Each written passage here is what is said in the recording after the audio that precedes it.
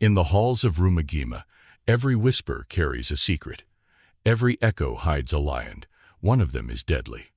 The sprawling estate of Rumah Gema, or the Echo House, stood like a forgotten relic, veiled in the shadows of the towering forest that encircled it. The sun had dipped below the horizon, casting long, ghostly silhouettes across the perfectly manicured grounds. The air was thick with an unnatural stillness, only interrupted by the distant call of a lone bird. The house itself was an architectural marvel, its grand structure looming with an air of haunting elegance. Intricate stonework adorned the exterior, and tall, arched windows seemed to watch the guests with a silent, eerie gaze. At the edge of the property, a tranquil pool mirrored the moonlight, its surface undisturbed except for the occasional ripple caused by the wind. A stone pathway wound around the water, leading to a large gazebo where the guests had gathered, their chatter and laughter filling the air with an oddly cheery contrast to the surrounding solitude. Hercule Poirot stood at the edge of the pool, his polished shoes barely touching the ground. His dark, neatly groomed mustache twitched as he observed the scene before him. Lady Elena, the hostess, had insisted on an interactive murder game for the evening's entertainment, a suggestion that had grated on Poirot's nerves since the moment he had received the invitation. As an esteemed detective, the idea of playing at murder had not only seemed foolish, but also a slight insult to the serious nature of his work. And yet, here he was, forced to endure this theatrical charade. Lady Elena, with her wild laughter and extravagant gestures, was leading the guests to the pool, where a man in a sharp suit lay sprawled on the cobblestones. His face was handsome, his features perfect, but there was something unsettling about his stillness. His clothes were meticulously arranged, and around him, dark stains spread out in a perfect imitation of blood. It was clearly part of the game, a well-rehearsed performance designed to unsettle and amuse. The guests, too, seemed entertained by the spectacle, standing in awe, whispering in exaggerated tones. "Who could have done it?" one asked, half in jest, half in mock horror. Another added, "Was it the butler?" "No, the gardener." Poirot stood off to the side, arms crossed, watching with an unreadable expression. His mind was calculating, always calculating, but this was beneath him. He sighed inwardly, irritated by the lack of seriousness in the situation. Then, as if on cue, the illusion faltered. The stillness of the poolside was shattered by a subtle, noisy, soft, almost imperceptible groan. Poirot's sharp eyes narrowed. A single bead of blood began to drip from the man's lips, and the once lifeless body twitched ever so slightly. In an instant, Poirot was no longer watching a game. He was observing a crime scene. His irritation evaporated, replaced by cold professionalism. He moved forward quickly, his precise steps silent against the stone. As he reached the victim, he saw the crimson staining the man's shirt, real blood, not the theatrical kind used in games. His sharp instinct screamed a warning. The man's eyes fluttered open, glazed and desperate. Poirot's gaze locked on his, and the world seemed to fall away. The man struggled to speak, his breath ragged and shallow. "Echo," he whispered, the word barely escaping his cracked lips before his body went limp. Poirot knelt beside him, scanning the scene with precision. His mind raced. What had the man meant by echo? Was it a clue? A warning? The cryptic word clung to the air, reverberating like a distant sound trapped in the walls of the house. Poirot could almost hear it echoes, if the house itself was carrying the secret through its ancient halls. The guests stood frozen, unsure whether this was still part of the game or something far more sinister. But Poirot knew. He knew that this was no staged murder. It was real. And the word echo would be the key to unlocking whatever darkness was hidden within the walls of Rumah Gema. As the victim's body was whisked away, Poirot's gaze swept over the guests. His sharp eyes bore into them, each face hiding a secret, a motive. But Poirot had no time for idle conversation. The word echoed in his mind, and with it, a chilling question lingered. What was the man trying to warn him about before he died? Cliffhanger ending. Poirot turned to Lady Elena, his voice cold and commanding. "I shall need to speak with you and your guests. This game, this murder is far from over. I must know everything. But just as he moved to take charge, a sudden, loud crash came from inside the house, followed by the unmistakable sound of hurried footsteps. Someone, or something, was trying to escape. Poirot paused, his sharp mind calculating the next move. What was happening in this house? And what was hiding the answers? With the cryptic word, echo, still echoing in his mind, Poirot stepped toward the house, a sense of dread settling over him like a thick fog. Poirot's eyes swept over the group of guests, each one standing in stunned silence, processing the brutal reality of the situation. The atmosphere, once filled with forced laughter and joviality, now buzzed with nervous energy.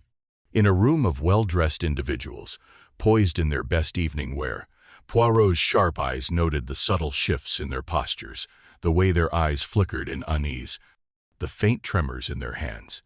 They were all pretending to be unaffected, but Poirot saw through the facades. He began his silent assessment, each individual leaving a mark on his keen mind. Lady Helena stood at the edge of the group, her extravagant presence impossible to ignore. Dressed in a gown of deep burgundy velvet, she looked every bit the queen of this isolated kingdom. Her hair was a cascade of dark curls, artfully arranged, with a jeweled hairpin glinting in the dim light. Her wide, expressive eyes darted from one person to the next, as if she were the only one who knew the true weight of what had occurred.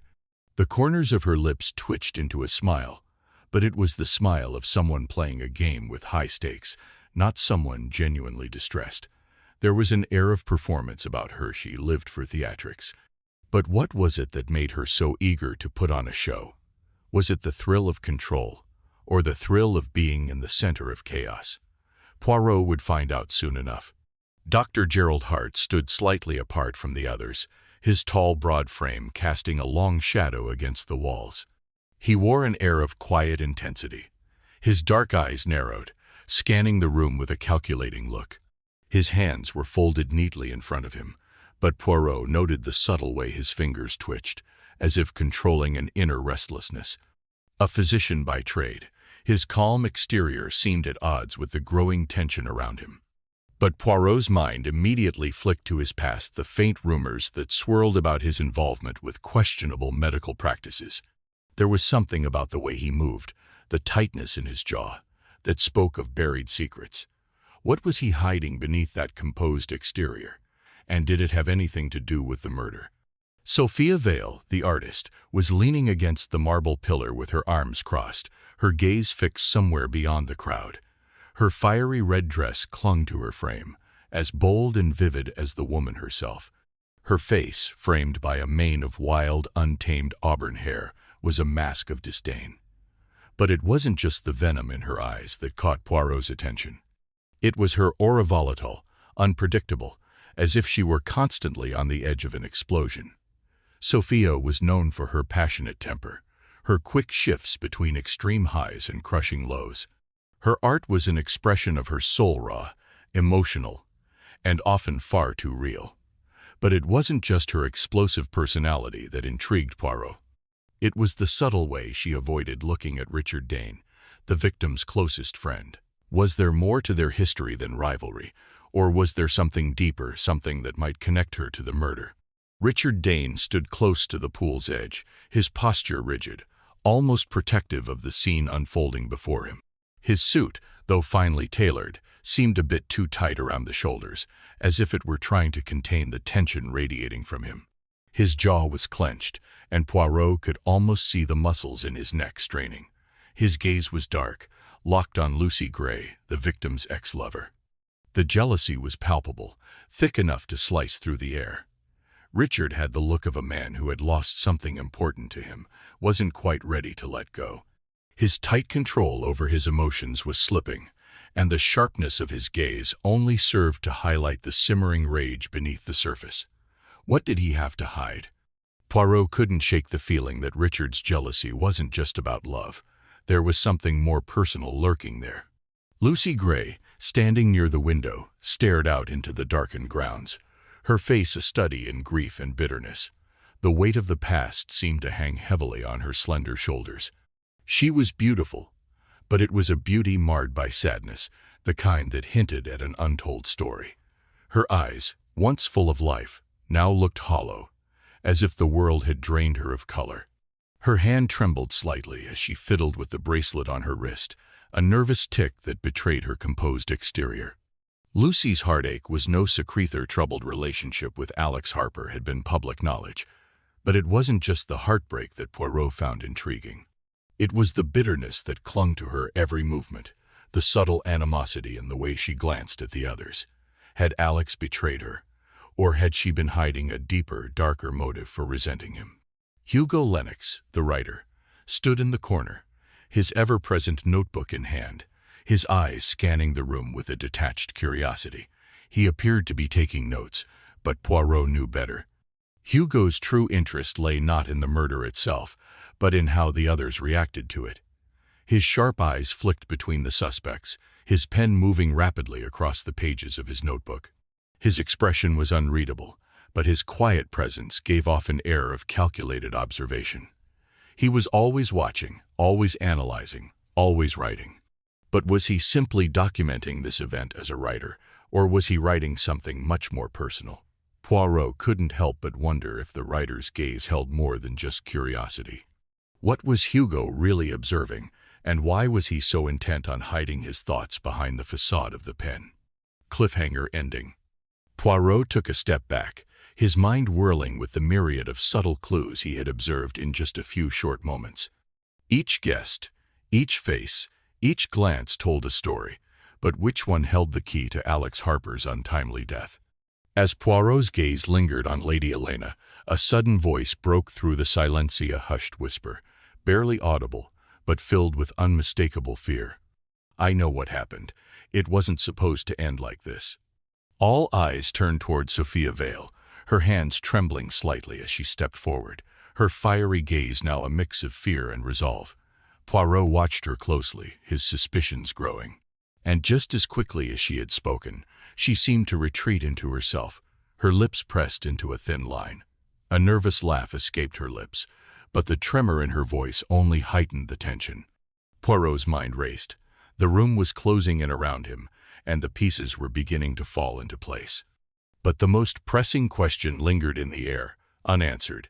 Who among them had the strongest motive to kill Alex Harper? The answer, Poirot knew, would come soon. But for now, all he could do was watch and wait, as the walls of Rumah Gema closed in. Poirot's mind was a flurry of activity as he walked back toward the group. The murder had shifted from a game to something far more dangerous, and the clues were beginning to unfold before him, each revealing darker layers of truth.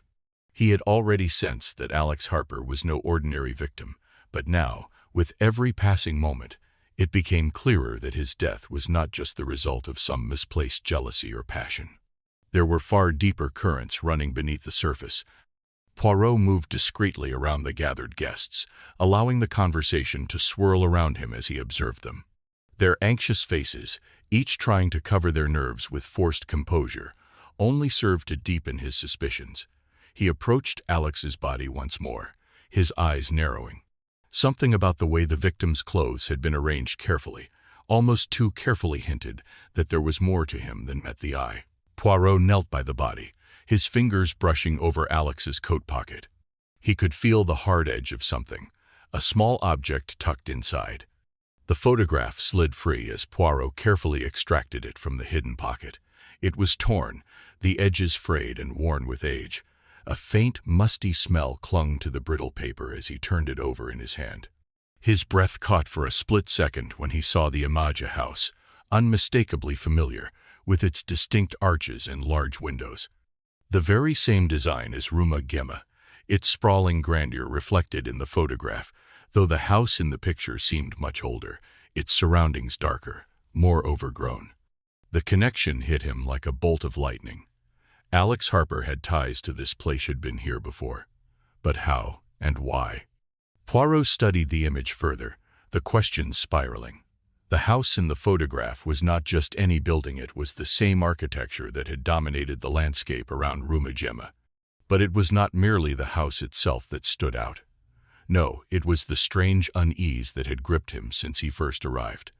There was something about this estate, something lurking beneath its gleaming exterior, and now he realized that Alex Harper had known it too. Perhaps he had even used it to his advantage. But how did this tie into the present day, to his murder, and to the people standing around him now? Monday due, Poirot muttered under his breath, as his mind pieced the puzzle together. Alex was not just a charming, attractive man who had stirred the passions of multiple guests.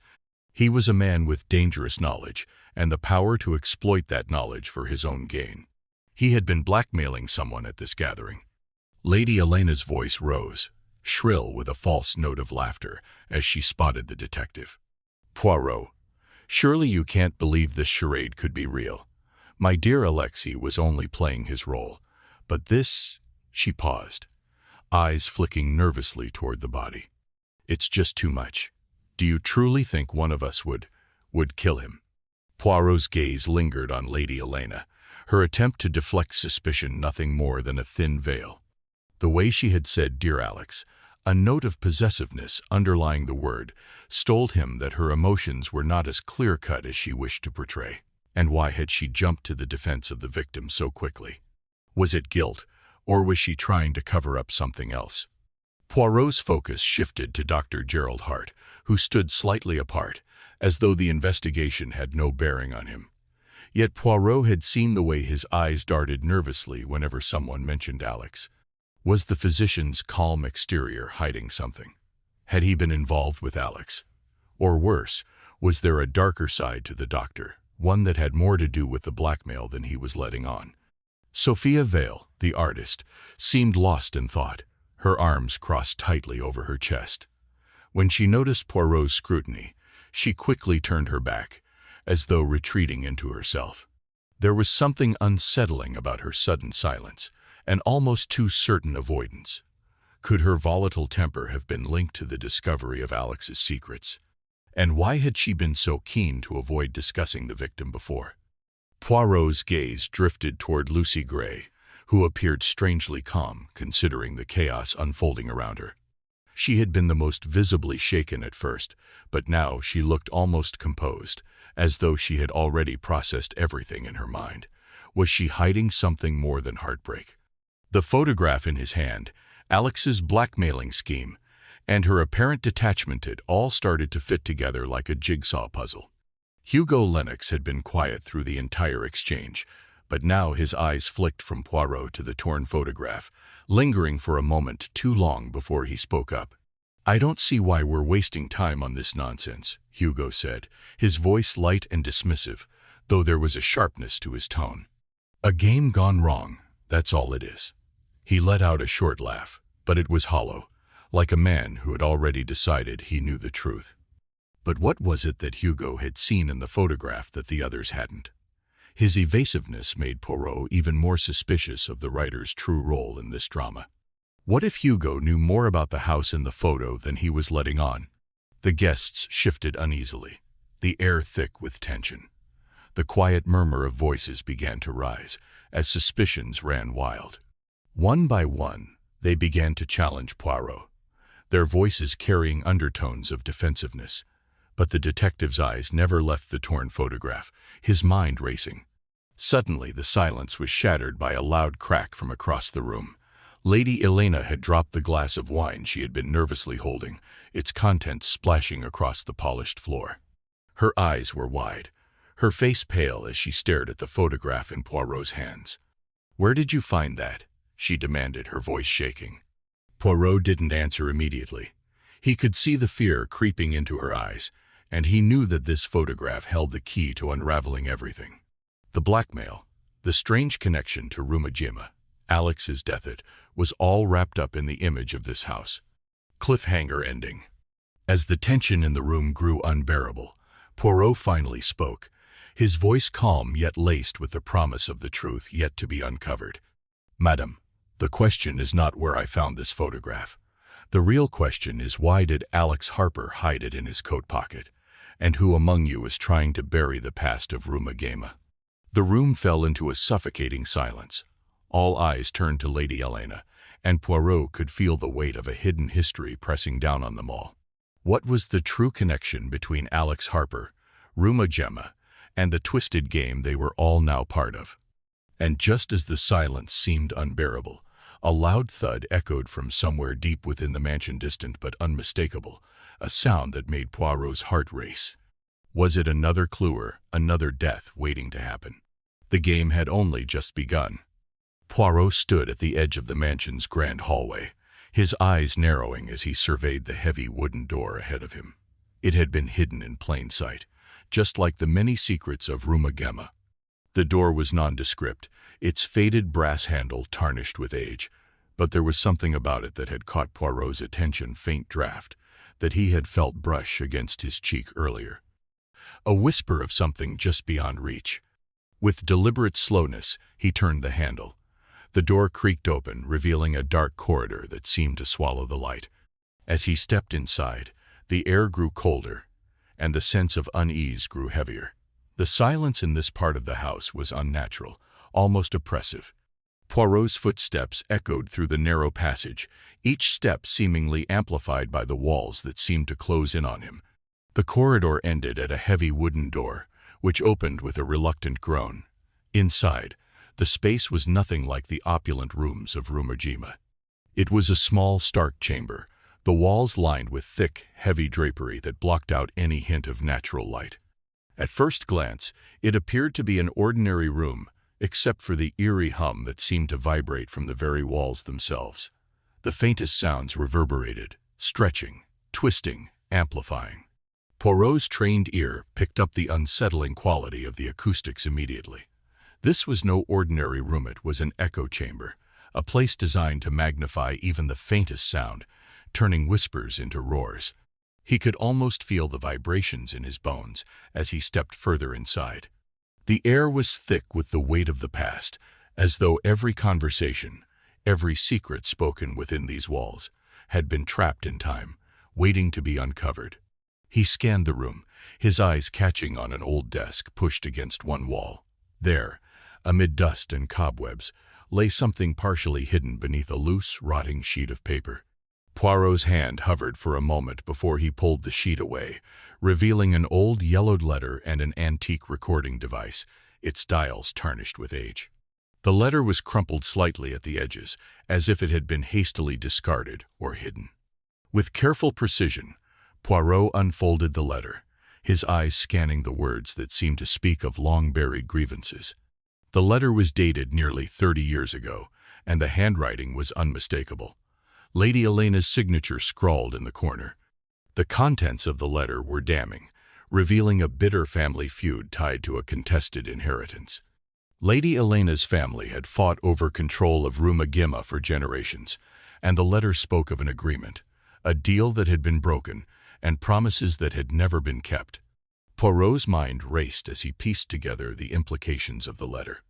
It was clear that Lady Elena's past was far from pristine. Her family's dark history could very well have led to Alex Harper's death. But just as he was about to turn his attention to the recording device, the hum in the room intensified. With a careful hand, Poirot pressed the play button, and the room seemed to grow even colder, as though the very air had frozen in anticipation. At first there was nothing but static. Poirot leaned in closer, his sharp eyes fixed on the device as the muffled sound of voices began to emerge. The recording was distorted, the echoes twisting and distorting the words, but one thing was clear. Alex Harper was arguing with someone. The anger in his voice was unmistakable, but the words were too garbled to make out. It was as if the very walls of the echo chamber had soaked up the argument, turning it into an indecipherable mess of sound. Poirot could make out fragments, but they were nonsensical on their own. "You don't understand. This isn't over. I have the proof. I'll expose you." The voice was deeper than Alexei. There was a familiar timbre to it. Was it someone he knew? Someone whose voice was buried in his memory? Poirot's brow furrowed as he rewound the tape and played it again. His instincts told him that the identity of the person speaking was crucial, but the echoing distortions made it impossible to discern. It was maddening. Yet Poirot knew, deep down, that this recording was the key person on the other side of that argument, the one who had been confronted by Alex, held the answers to his death. The seconds stretched into minutes as Poirot listened again, trying to catch the elusive voice, the elusive truth hidden within the static. But it was no use. The echoes had swallowed the words, leaving only the chill of uncertainty hanging in the air. Poirot's thoughts raced as he connected the dots. The letter, the family feud, the recording. There was something here, something big, something that tied the present to the past in a way that was far darker than anyone could have imagined. The murmur of footsteps echoed in the distance, but Poirot did not move. He was lost in the whirl of possibilities, and a cold, gnawing feeling began to grow in the pit of his stomach. He was closer than ever, but the pieces were not yet fitting together. He needed to listen again. He needed to hear the voice that held the key to everything. But just as he reached for the recorder, a sudden, loud noise echoed from the room above, followed by the unmistakable sound of something heavy falling to the ground. Poirot froze, his mind immediately leaping to the possibility that someone had been killed. Cliffhanger ending. The echoes of the house seemed to answer Poirot's question. Was it the killer making a move, or was it another piece of the puzzle, waiting to be uncovered? With one last glance at the recording device, Poirot turned swiftly, his heart racing, knowing that time was running out. The air in the grand dining room was thick with unease as Poirot observed the guests. Their nervous glances, their strained smiles, all signs of growing tension. Lady Elena was seated at the head of the table, her eyes flickering toward the door every so often, as if expecting something or someone to arrive. The rest of the guests fidgeted in their seats, uneasy about the tragedy that had unfolded earlier. But Poirot's sharp gaze never wavered, scanning every movement, every subtle change in behavior. Then, suddenly, the moment of calm shattered. A loud, desperate cough cut through the room, followed by a strangled gasp. Lucy Gray collapsed forward, her hand clutching at her throat, her face contorting in panic. Her eyes bulged as if she couldn't draw in air fast enough, her breath ragged and shallow. The guests jumped to their feet, a mix of shock and confusion spreading across their faces. Poirot was already there, his hand pressing gently against Lucy's back. He assessed the situation quickly, his mind racing. "What happened?" he demanded, his voice steady despite the chaos unfolding around him. Lucy's hand trembled as she struggled to speak. I think someone tried to poison me," she gasped, her voice barely audible. She coughed again, her body convulsing with each choking breath. Poirot's mind clicked into gear. A poisoned drink, no doubt. He'd seen it before, the sudden, violent reaction of a victim trying to fight against an invisible, creeping death. He motioned to Dr. Gerald Hart, who had been lingering by the far side of the room, his eyes wide with concern. The physician rushed over and began to tend to Lucy, his hands quick and practiced as he tried to stabilize her. Poirot stood back for a moment, watching closely. The killer was growing desperate. No longer content with manipulating their victims through fear or subtle threats, they were taking bold, dangerous actions now. Whoever was behind these murders was running out of time. The trail of clues Poirot had been following was now fraying at the edges, but he could feel the pull of something deeper, something buried in this house. As Dr. Hart worked to save Lucy, Poirot turned his thoughts inward, examining the puzzle. He had already pieced together part of the story. The torn photograph found in Alex Harper's pocket had been the first hint. But it was only when he turned his attention to something else that the pieces truly began to click together. Poirot excused himself and made his way to Lady Elena's library, the walls lined with towering bookshelves.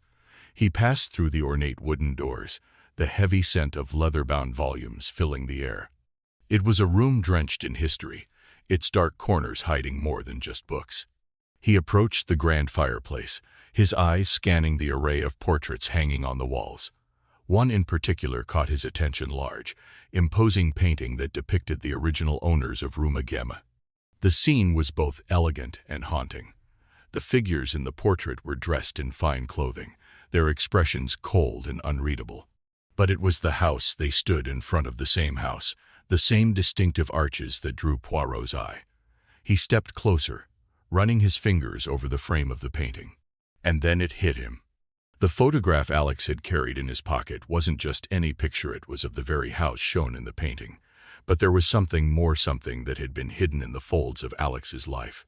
He had uncovered something about the house's tragic history. And that history, Poirot realized with a jolt, was the key to everything. The original owners of Rumah Gema had been embroiled in a bitter conflict, a violent betrayal that had left bloodstains on these walls. Murder, secrets, and lies had turned this estate into a cursed monument to those who had fallen victim to its dark legacy.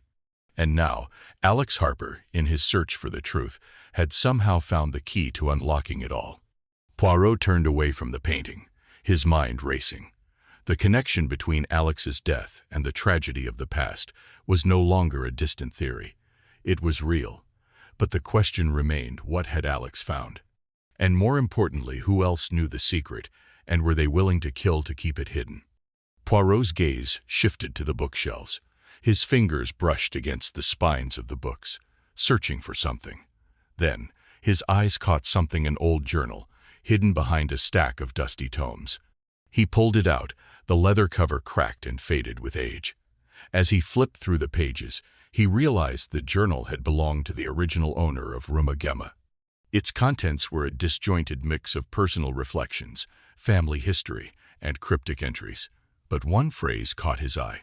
The echoes of the past cannot be silenced, even when the blood is spilled. Poirot felt a chill run down his spine. Echoes, the same word Alex had uttered before his death. The same word that had been tied to the echo chamber. Was it possible? Had the past been repeating itself, drawing the living into the same deadly web of betrayal and murder? As Poirot stared at the journal, the realization dawned on him. The killer wasn't just trying to stop the investigation, they were trying to bury the truth once and for all. Suddenly, the sound of hurried footsteps broke the silence. Lucy, still pale but recovering, entered the room with Dr. Hart close behind. She looked shaken but determined. "Poirot," she said, her voice unsteady, "I think I know who tried to kill me." Poirot turned, a flicker of disbelief crossing his face. Was she truly able to point the finger? Or was this just another twist in the web of lies that had begun to unfold? Cliffhanger ending.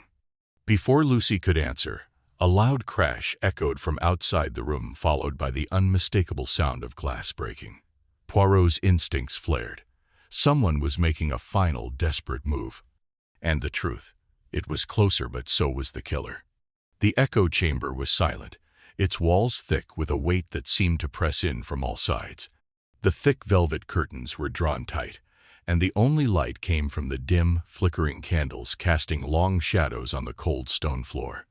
The room had been transformed into a theater of secrets. The acoustics, eerie and disorienting, made every movement, every breath, feel amplified, like the very air was watching and listening. Poirot stood at the center, his sharp eyes gleaming in the half-darkness, scanning the room. The guests, Lady Helena, Richard, Lucy, Dr. Hart, and Hugueware, arranged in a circle around him. Their faces were tight with anxiety, their eyes darting between each other, but no one spoke. Poirot raised a gloved hand, his voice a calm command that filled the chamber. "Now, mes amis, you are all here, each of you bound by fate to this house and to the man who lies dead at your feet. But what is the truth?" His voice echoed, bouncing off the walls, amplifying his every word. "The answers are hidden in the very walls of this house. And so, I will ask you, what secrets have you buried? What motives drive you to kill?" The tension crackled in the air. No one moved. Poirot began his slow walk around the circle, eyes flicking from face to face, every movement measured and deliberate. "Let us begin with you, Lady Helena," he said, his tone soft yet firm. A woman of elegance, but with much to hide. Lady Helena stiffened, her lips pursed. "I have nothing to hide, Monsieur Poirot," she said, her voice a mask of politeness, but her eyes betraying her fear. Poirot's eyes glinted as he replied, "Oh, but you do, my dear lady. The debts you have accumulated, the financial troubles that threaten to unravel everything you hold dear. Your mansion, your wealth, your entire lifestyle. You needed Alex Harper's silence, did you not? He knew of your family's troubles, and he used that knowledge to manipulate you. Lady Elena's eyes flickered briefly, the guilt flashing in them before she masked it again.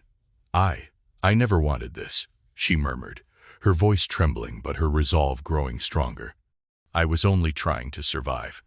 Poirot moved on, his gaze never leaving her face. And now, Richard, he said, pausing just behind the man. Jealousy, perhaps. Your closest friend, Alex Harper, betrayed you with his affair with Lucy, and yet it was not only the affair, but Alex's growing affection for Sophia. Could that have driven you to kill? Richard's jaw clenched, but his voice remained steady. I never wanted to hurt him, Poirot. But he was slipping away. And he stopped, shaking his head as though trying to rid himself of the thought. But no, I didn't kill him. Poirot's gaze softened just slightly as he turned his attention to Lucy. Ah, Lucy, your heart was shattered by Alex. Your pain, your heartbreak, it is clear to see. You loved him deeply, and yet he used you and discarded you when he grew bored. Was his death your revenge, then? Lucy's breath caught in her throat. She had been quiet, her face pale, but now her eyes filled with emotion. I didn't want him dead. I wanted him to love me again. But she trailed off, lost in her thoughts. But I didn't kill him. Poirot's eyes then turned to Dr. Gerald Hart, the physician who had kept his distance throughout the investigation. And you, Dr. Hart, a man of intelligence, but a man who carries his own burdens. Your connection to the Harper family is more than just professional, isn't it? You have history with Alex's father, a scandal perhaps. Could your past have led you to silence Alex? Dr. Hart shifted uncomfortably, his eyes narrowing with suspicion. My past is my own, Poirot, he muttered, and it has nothing to do with Alex's death. Poirot stopped in front of Hugo Lennox, who had been eerily quiet, scribbling notes in his small leather notebook. Ah, and you, Monsieur Lennox. A writer, always observing, taking notes, and yet you seem to avoid any real involvement in the investigation. What are you hiding?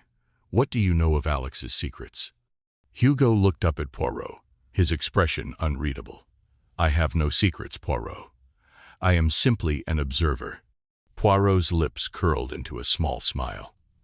An observer indeed, he said softly, his gaze sharp and calculating. The room fell into a heavy silence, the echoes of Poirot's words lingering in the air.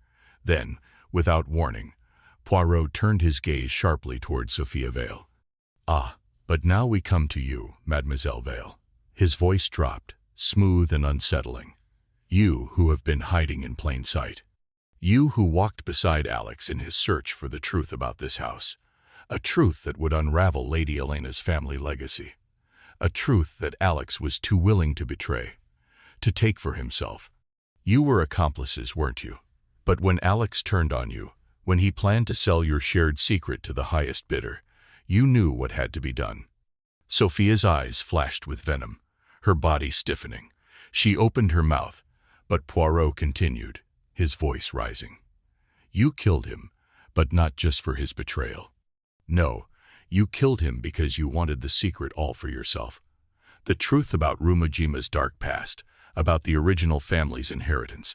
You wanted to silence Alex and keep that power for yourself.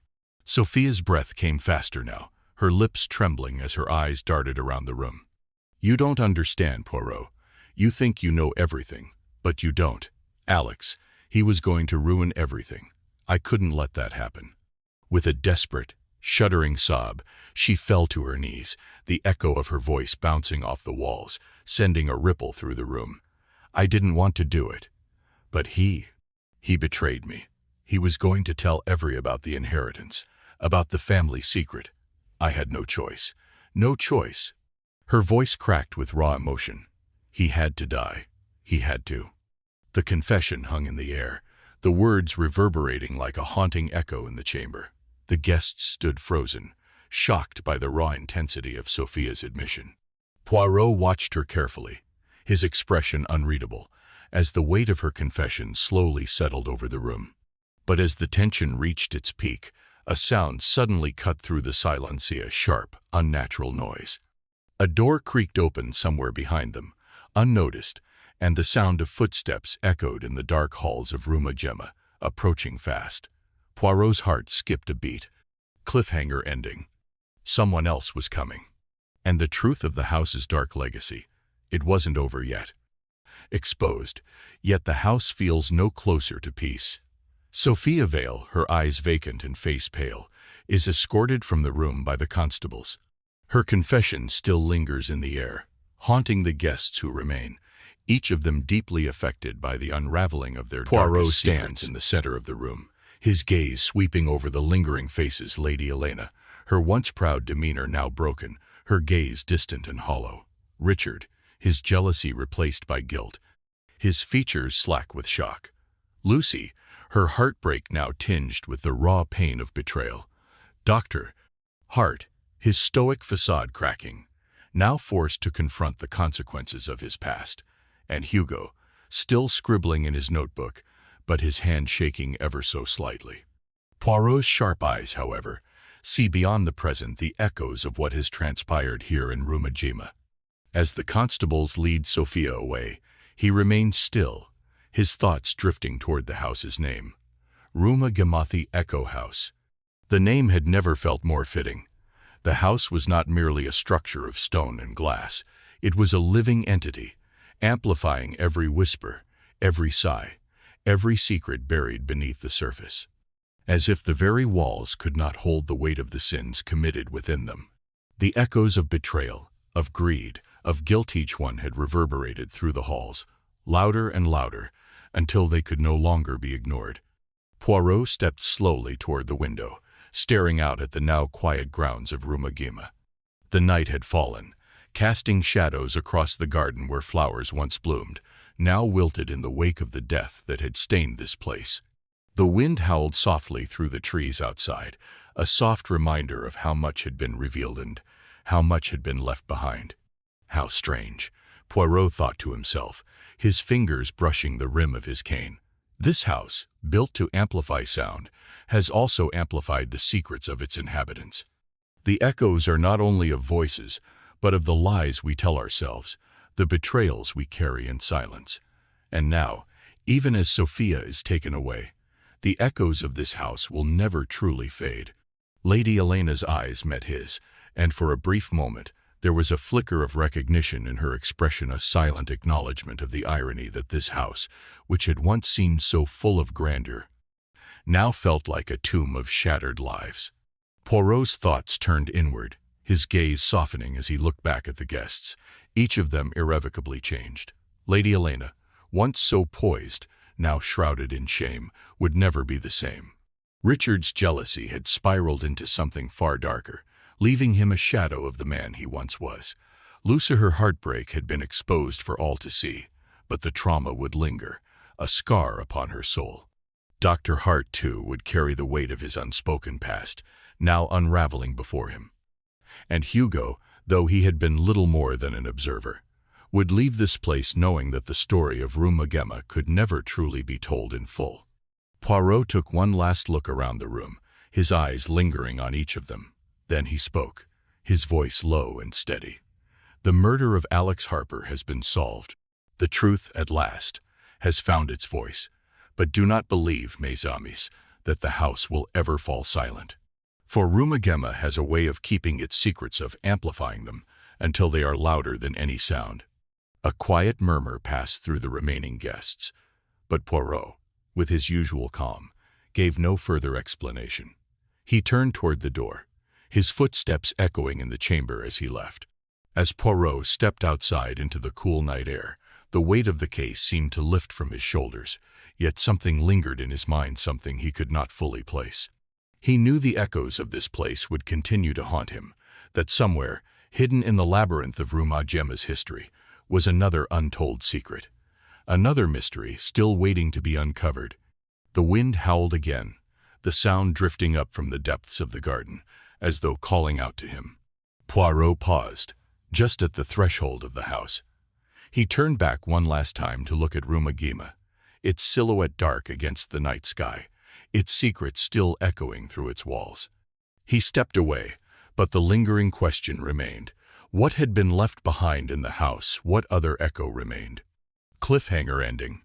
As Poirot walked away, his thoughts focused on the case at hand. A soft sound behind him, footsteps, faint but deliberate, echoed from the house. The door to Rumah Gema creaked open once more. Who or what was still inside? And was the house truly done revealing its dark truths?